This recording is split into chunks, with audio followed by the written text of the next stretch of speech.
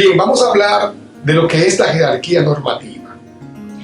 Sobre este tema, hay algunas escuelas que analizan la jerarquía de diferentes puntos de vista. Algunos sostienen que la sociedad es un cuerpo, es un sistema jurídico de norma. Otros plantean que la sociedad es un tejido, una gran telaraña de norma, y que los sistemáticos establecen que las normas todas tienen un vínculo unívoco, cada una de ellas cuando pertenecen a un solo cuerpo jurídico, como es la sociedad de un país determinado.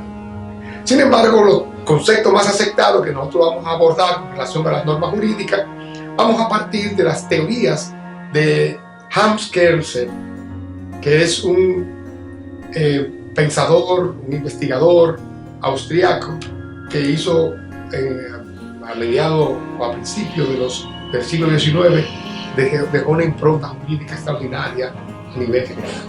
Conforme a esta pirámide establecida por Hans Kelsen, donde él diseñó una estructura donde desde la cúspide hasta la base de la pirámide y en todo el cuerpo de la pirámide había diversas normas que tenían un orden jerárquico y una importancia en su aplicación. Conforme a Kelsen, en la cúspide de su pirámide existían o existen las normas del bloque de derecho constitucional. Estas normas están integradas por dos tipos de normas importantes, que son las normas de derecho constitucional y las normas que se corresponden con los pactos y acuerdos internacionales. Las normas constitucionales, muchos autores dicen y se discute cuál de estos dos tipos de normas del bloque de derecho constitucional son preeminentes o son más importantes. Yo personalmente diría que para un país determinado, las normas constitucionales, o sea, las que son dimanadas de la propia Constitución, son las superiores, toda vez que un país no existe si no tiene o si no adopta una Constitución de la República, una Constitución como nación. Y las normas de derechos internacionales son acopiadas al sistema jurídico del país en virtud de un mandato de la propia Constitución. Por lo tanto, es superior las normas constitucionales porque son ellas las que parten originariamente para la formación de una nación.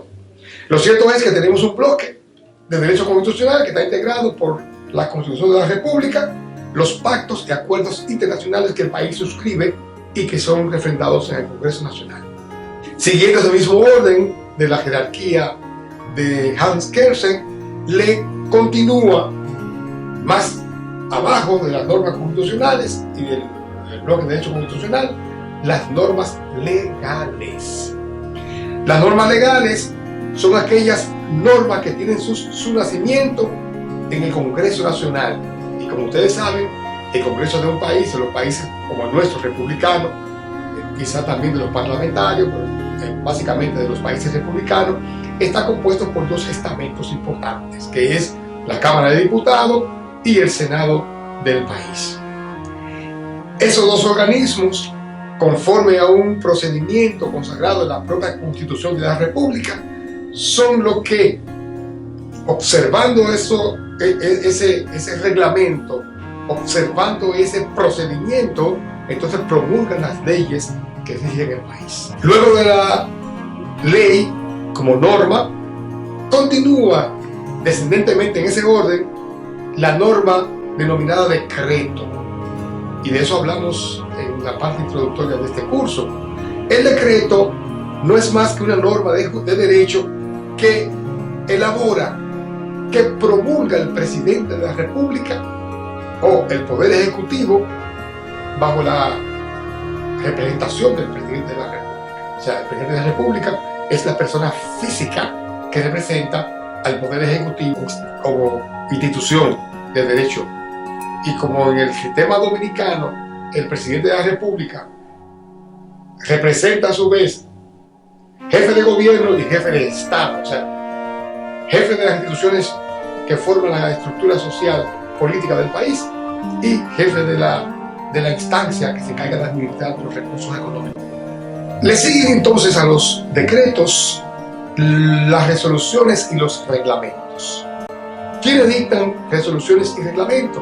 Las fuentes donde derivan estas normas, estas reglas de derecho, son de las instituciones que conforman la estructura administrativa del Estado.